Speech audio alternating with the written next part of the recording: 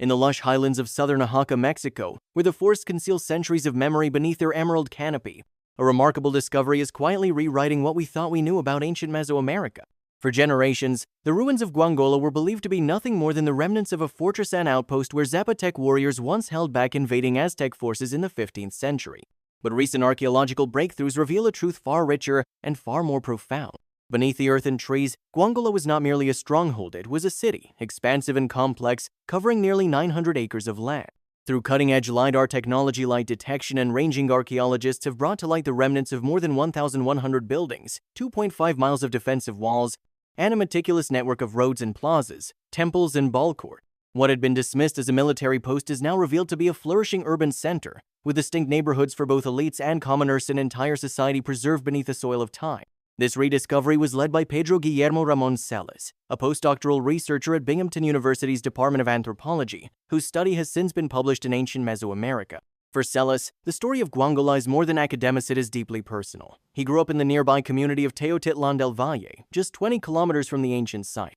There in his youth, he often heard whispers of a lost city hidden in the hills. Today, those whispers have become echoes of a confirmed past. Fieldwork between 2018 and 2023, combined with a bird's eye view offered by LiDAR scans, revealed Guangola not as a backwater, but as a vibrant seat of culture, trade, and politics. Defensive structures were indeed present, but they coexisted with civic and religious infrastructure that hinted at a deeply interconnected society, one where community, rather than elite dominance alone, shaped the urban landscape. What is perhaps most striking about Guangola is its architectural egalitarianism.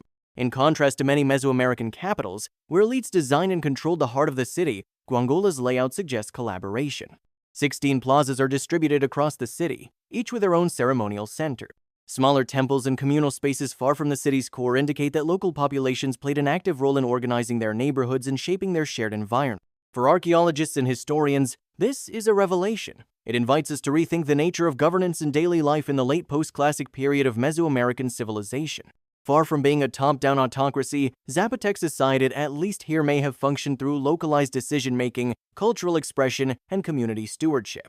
Adding further richness to this portrait are the city's ball court, sacred spaces where ritual ball games were held, tied deeply to religious mythologies of death, rebirth, and cosmic balance. Their placement across both elite and commoner areas reveals a culture where spiritual and communal life intersected intimately, regardless of status. Yet, Guangola was also a city on the cusp of cataclysm. Just before the Spanish arrived in the early 16th century, the city was abandoned. Its residents resettled just a short distance away, in a town called Teotitlán del Valle, where their descendants still live. The reasons for the relocation remain uncertain, but what they left behind was preserved in remarkable condition.